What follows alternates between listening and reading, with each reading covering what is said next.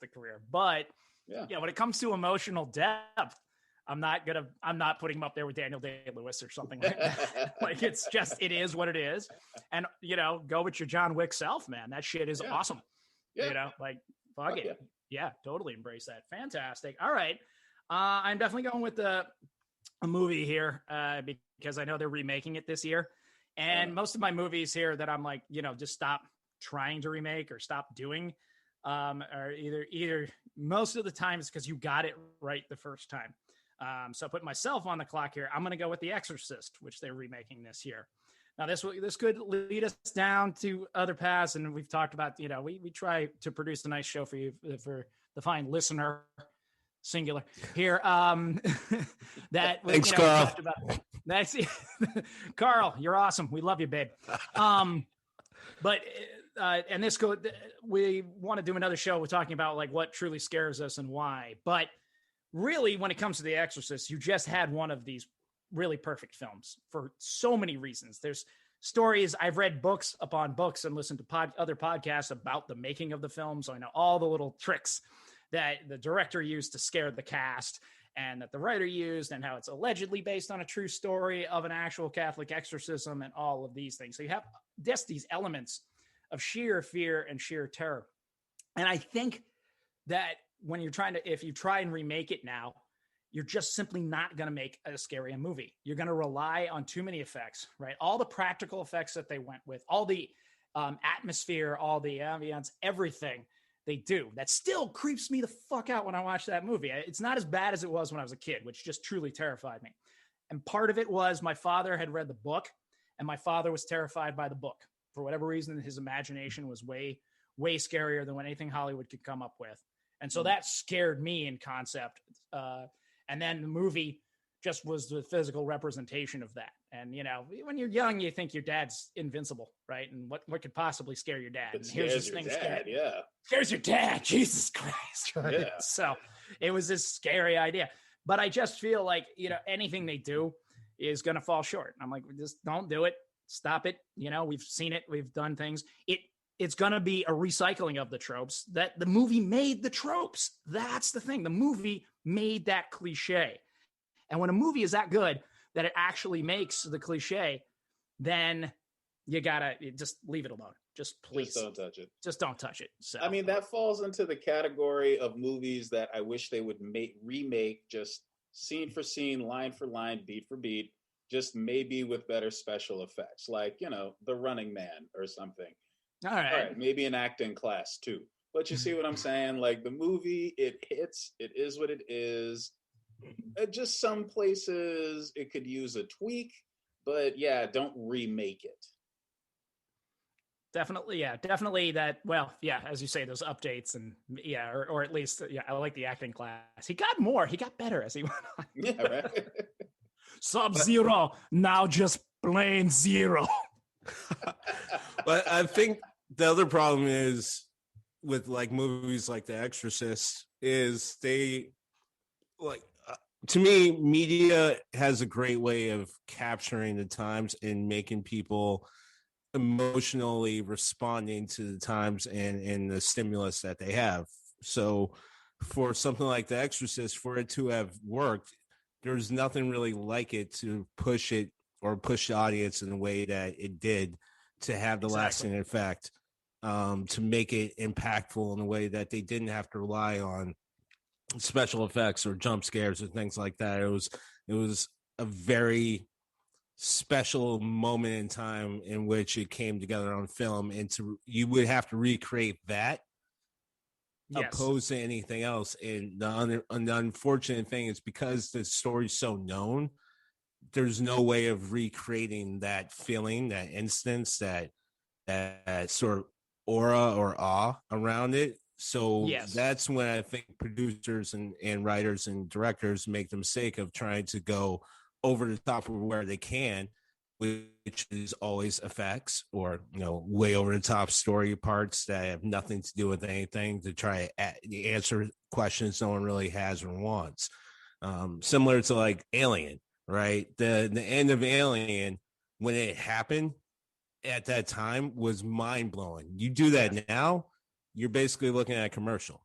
So, well, you have to. I think that's a mistake remakes always fall into. Yeah, the timing is definitely right because Satan's just not as big as he used to be. In that period, Satan was huge. Satan was everywhere. He was kicking ass. Now, well, Satan's not what it used to be. So yeah, you also don't have that. So the timing isn't there either. How dare you, Gregory? Not I run the world. Satan's a pretty boy these days. Like every time they show him, he's like, this. I was on album covers. Right. So, well, he literally just had a TV series on Fox that got moved to Netflix. Like literally, the main character is Satan. Yeah, there you go. I will interject that it's interesting though. While I'm against the Exorcist remake, I really dug the TV show. The first season they did a great job on that. If it's something you haven't watched, I actually highly recommend it. I'm trying not to give away too much about it, but they did a really, really good job, and it's not a remake. So I'll kind of leave it at that to try and not put a spoiler out there. But that was actually fantastic. I'm like, oh, this is a really, really good way of doing that concept. I suppose it falls into remake in some respects, but not in the strict sense of like remaking the story of the film. So, so it's interesting because you can still do something out there. They got a little bit creative and they did a really nice job. And I'm like, oh, this was spooky. This really had scenes that creeped me out and really surprised me and stuff that I didn't see coming. So I'm like, that's really cool, like nicely done. And that's not easy to do for a nerd like myself or anyone at this table. That's, was what we do. Greg, what do we got for your second pick here? What should we not, what territory should not, just don't go into? This one's going to be a broad one because I've got a couple of broad ones too. And I'm going to get some pushback, but I just got to go there. Risky. I'm not crazy about the return of 90s R&B. Ooh. Yeah, I didn't like Montel Jordan the first time around. I don't like him now. All right. I don't want to hear the 30 fucking black girl bands. I don't want to hear all of the shitty Jodeci knockoffs. I don't want them back. I didn't want them then. There's basically Boys to Men and then like 10 different not Boys to Men. That's what I was going to say. I was going to ask Boys to Men though. I mean, yeah, because you could have Boys to Men, but then there were all of the not Boys to Men. It appears he has come to the end of the road. Yeah, right? Not boys anymore either. So. And I didn't listen. That's another one. I didn't listen to most of it when it was out. It was too much. It was just too much. There were too many. Goddamn. And then it got really ridiculous with like Drew Hill. Yeah. Remember Drew Hill? I mean, where would we be without Cisco, right? and it just went over the deep end, and it just as a whole, it just all went too far, and it's making a comeback because, let's be honest, they listen to it the way we listen to the Four Tops. I mean, it was harmony. It was, it was depth. It had a lot. It did have emotion. It had some vulnerability. They sing definitely way better than most groups now. Absolutely. But still, it was overkill at the time. It was really overkill at the time. And yeah, I don't need it to come back.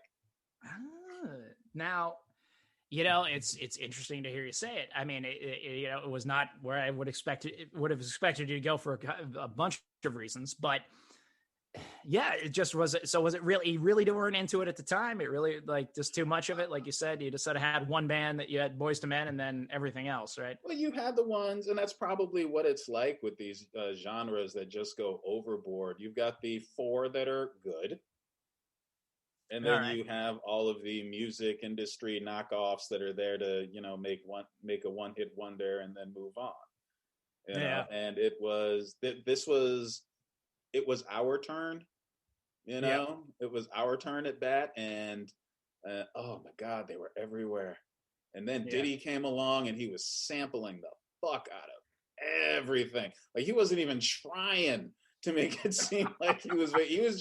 He was just taking someone else's tune, someone else's beat, and just making it. I was like, it was All right, just see that? Yeah, weird, I wasn't gonna push back vulgar, until then. total lack of imagination. Why do people make me the Diddy fucking defender? All right, look, Man, no one can. The choice is yours. No man. one can say. No one can say Diddy didn't do that, right? I got that. I'm with you.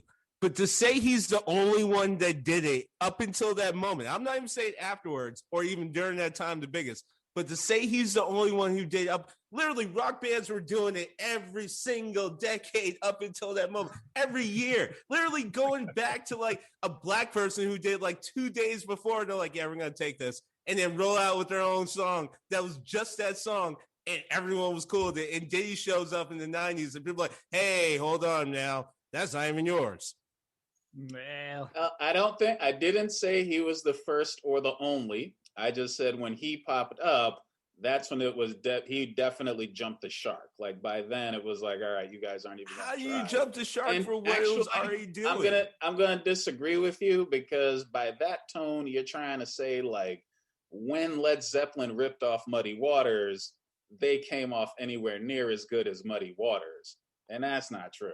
I didn't say that. No, I'm not saying that. I'm just saying to say Diddy is the bad guy for basically taking songs and just putting a rap track on it. It's a little hard when he literally was following what music had been doing since the start of music. Oh, yeah. What they were doing and they were lampooned for. And Led Zeppelin literally got sued for. Not all of them.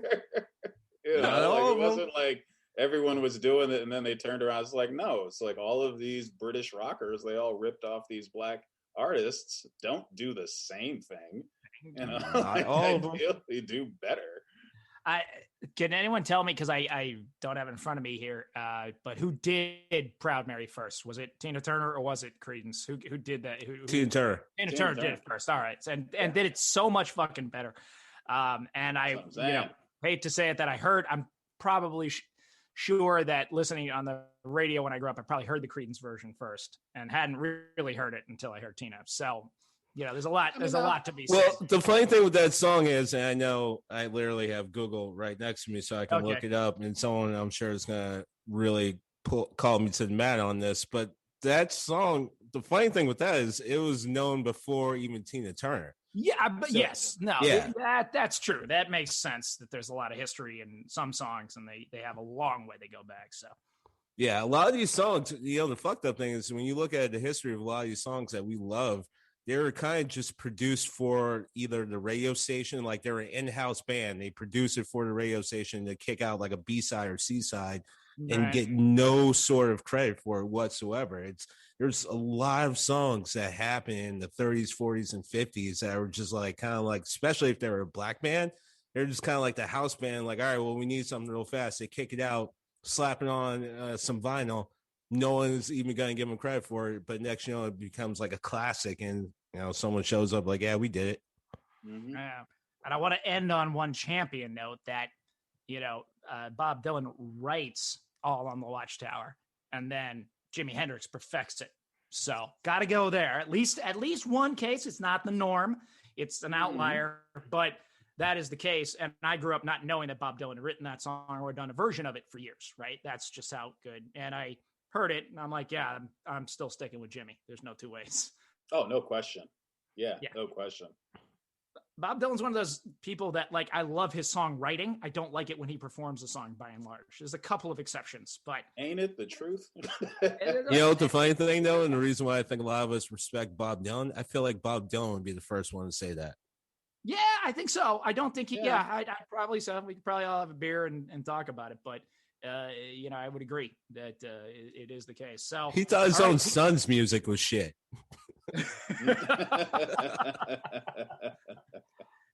P. Diddy defender here. Right? The man who went to bat for Sean Puffy Combs. The three of clubs. Take that. That's it, man. Take that. Yeah. All right. Now I'm just thinking of all the samples he used, though, including Led Zeppelin, since we were talking about that. What do we got for where should we not go next? Where do we boldly go where no man should ever go again? All right. Sorry. Talking about calling out your shots and asking the crowd to fight you, but every zombie movie after Night of the Living Dead